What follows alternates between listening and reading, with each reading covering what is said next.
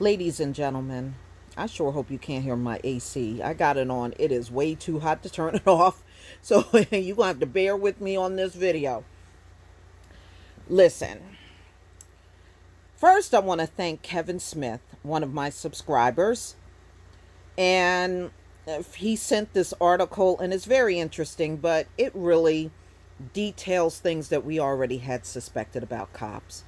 And plus, we have seen cases where a cop will shoot someone unarmed and then go out there and scrub their social media account, try to take everything down. We saw that with Amber Geiger and many other police officers. Ladies and gentlemen, this problem with cops on social media it's really bad. The racism, the bigotry is rampant among these police officers. So they even put examples of things that they have posted, memes and all kinds of derogatory things. And my question is, do you think it's appropriate for police officers to even be on social media? It just seems like many of these cops that are excessive and abusive out in public, you can find all kinds of derogatory things from that officer. Now, there's recently an incident where a cop jumped out of his car screaming he got a gun, drew a gun on a black man, kept trying to get him to turn the car off. He wouldn't move because he knew as soon as he moved, he would try to accuse him of grabbing a gun and shooting him, which I don't blame him. He did the right thing. That same officer, come to find out, he had all kinds of racist things out there on his social media. Now, should these people have a badge and a gun? No, in my opinion, hell no. But, ladies and gentlemen, this is really the norm in policing. It really is. So I'm going to get into some of the things that were out there. Now, there was a robbery in Chicago at a liquor store. And the man that owned the store, the clerk, it may not have been the owner, but the clerk pulled the gun on the suspect, and the police officers online said, should have shot him. I would have pulled the trigger. Okay, so these comments came from Philadelphia police officers. Now, in North Charleston, South Carolina, right after Dylan Roof killed the 9 black church members, a North Carolina police officer posted a photo of himself in a Confederate flag underwear just days after Dylan Roof killed those 9 people. The Chicago police also had some issues with bigotry out there on Facebook. Shortly after Van Dyke was found guilty, a police officer wrote, "Every thug deserves a slug."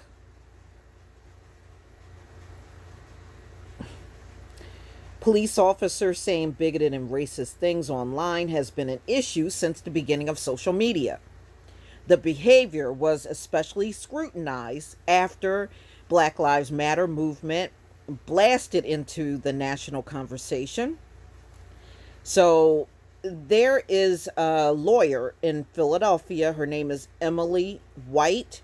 She has been examining police records on social media, things that they're documenting out there, and 600 retired officers. So 2,900 officers and 600 retired officers. And she compiled a database of these troubling racist imagery, memes, and things that they're saying that's really derogatory. And said that, it's astonishing the things that she's finding. It's astonishing, ladies and gentlemen, because this is what the majority of the police department is. A bunch of bigots and racists with badges. That's what they are. So she's saying this is a problem because, police already have a credibility problem with the minority community, not protecting and serving, and just going in there and terrorizing the people. And you can see some of the memes right here. Here's one that says, "It's a good day for a chokehold."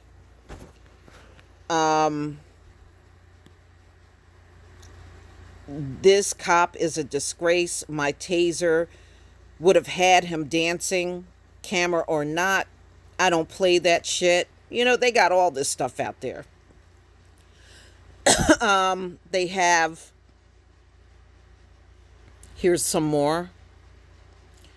Whenever these people in mass show up, they should be greeted by these people in masks. So they're talking about the Muslims. Who should send them to see these people in masks. Wow. And there's more over here. I would have pulled the trigger. Stunning video. Missouri thief tries to rob Iraq war veteran, and here's what happened. Okay. So they were able to identify some of these officers, and they're saying, it was typical for these officers to display bias, appalling, violent, scoffing at due process, or using dehumanizing language. The officers mocked Mexicans, women, and black people, celebrated the Confederate flag, and showed a man wearing a Lafayette scarf with the crosshairs and guns. Just another savage that needs to be exterminated, wrote Booker Smith Jr., a Dallas police sergeant, about a homicide at a Dollar General store. Execute all involved. Reuben Carver III, a Phoenix officer, proclaimed in a standalone post, "It's a good day for a chokehold." And in St. Louis, Officer Thomas Mombre shared a false news report to distort an incident in which a woman police officer was shot, responding to a call from a Moroccan man in Lebanon, Ohio.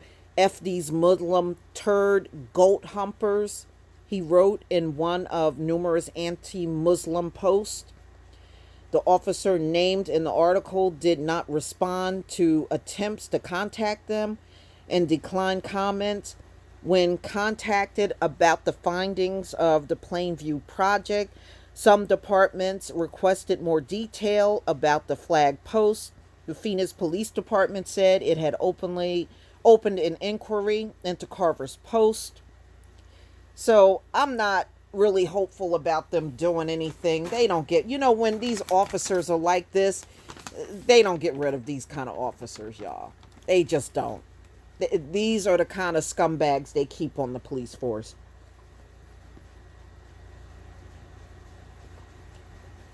Okay.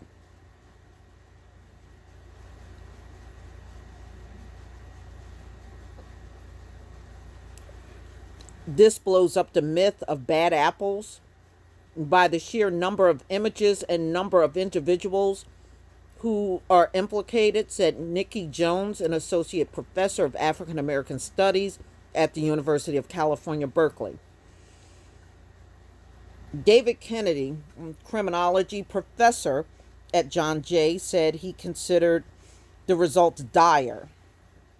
"This is the kind of behavior that confirms the worst suspicions on part of the community about the police," Kennedy said, adding, "It fuels and cements the conviction of people in distressed communities that have the police are not to be trusted." You're right. I sure don't trust them. "I'm going to protect and serve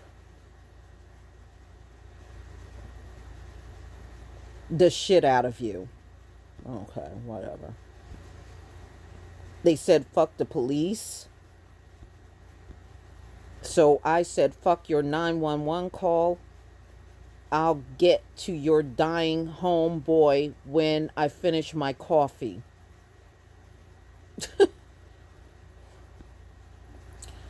Extreme Twister.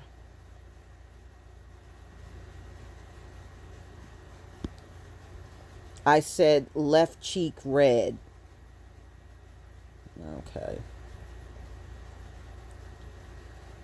The Plainview Project used department rosters to search for Facebook pages for every officer in Phoenix, St. Louis, Philadelphia, Dallas, York, Pennsylvania, Twin Falls, Idaho, Denison, Texas, and Lake County, Florida.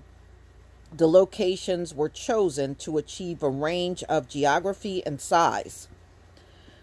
The troubling posts were not limited to large departments. In Lake County, Florida, Sheriff Deputy Jason Williams shared a meme along with a comment, love this, depicting a semi-truck smeared with blood with the caption, just drove through Arizona, didn't see any protesters. The department is now investigating. Yeah, right. Another officer, Sheriff Deputy Corporal Robert Bedgood, posted a photo of a vehicle with a decal reading 1-800-CHOKE the hoe, with the comment, my new motto. The comment below the photo, he wrote, a choke is the new I love you. Bedgood declined comments to reports about the post. The project was able to identify 1 in 5 in roughly 14,400 officers on the roster through a combination of profile names, URL, photos, badge numbers, and other identifying information. Many officers could not be included because they had common names or nicknames.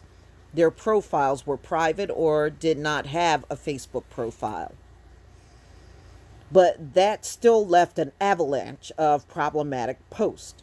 In Philadelphia, in which roughly 6,600 officers, the Plainview Project identified 1,073 on Facebook, about a third of whom had made troubling posts or comments. The Plainview Project shared its research with Injustice Watch, a Chicago-based nonprofit newsroom, which had discovered many officers made offensive posts, were also accused of brutality or civil rights violation. We'll see. There you go. There you go.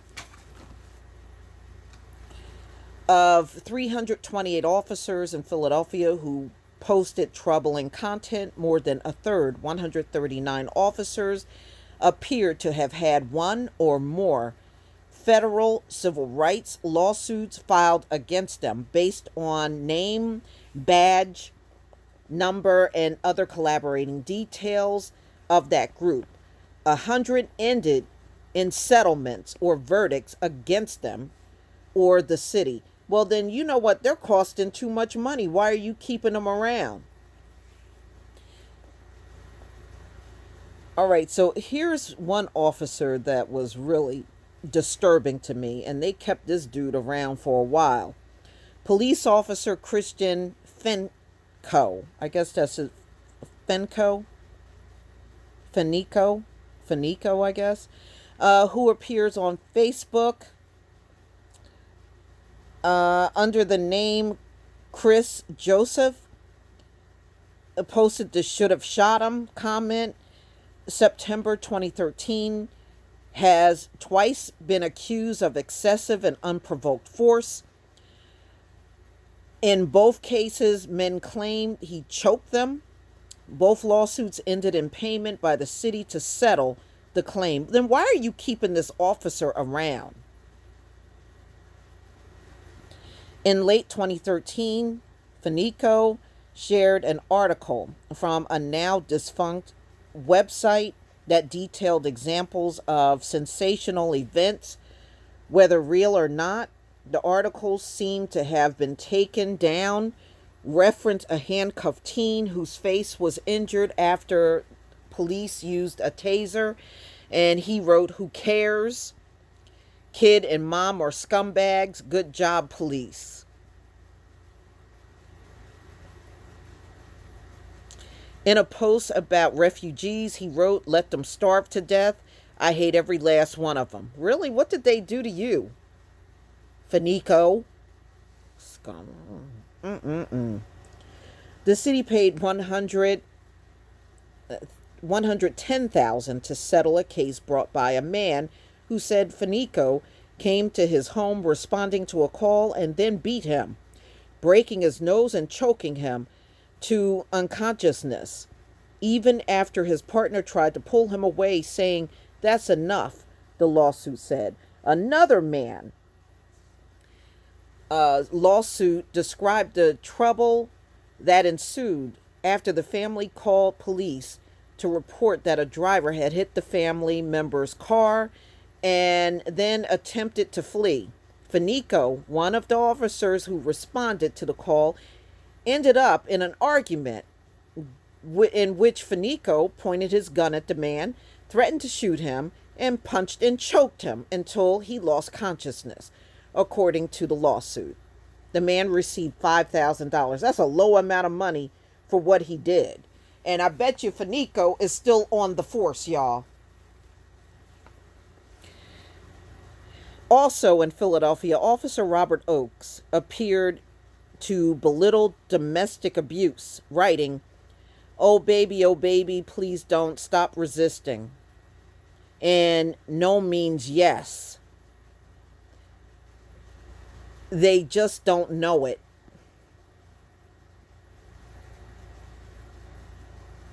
Wow. So you can see here Reginald Denny, who stopped when protesters were blocking the road, just drove through. Yeah, I see the blood. Arizona, don't see any protesters. So this is the stuff cops are putting out. All this stuff is really inappropriate. The city paid $42,500 to settle two lawsuits that said Oakes had assaulted Philadelphia residents. Neither of the suits claimed sexual misconduct or domestic abuse. In one, Oakes and another officer working undercover were accused of stopping a man as he walked down the street and assaulted him. In the other, Oakes was among a group of officers accused of assaulting a man who observed a police incident and attempted to record it. So this is a mess, y'all. This is a mess because it's showing us how bad the mindset of these cops really are. They're racist, they're bigots, they damn near hate anything that's not white. Sergeant Mark Palmer reposted a meme disparaging people of Middle East descent and called protesters who appeared at an officer home after a shooting scum. Since 2012, the city paid out $977,500 to settle 5 lawsuits that were filed against the city of Philadelphia, Sergeant Palmer, and members of his squad. Sergeant Michael Melvin, who goes by Michael Vincent on Facebook, posted a photo in 2015 mocking the Black Lives Matter movement.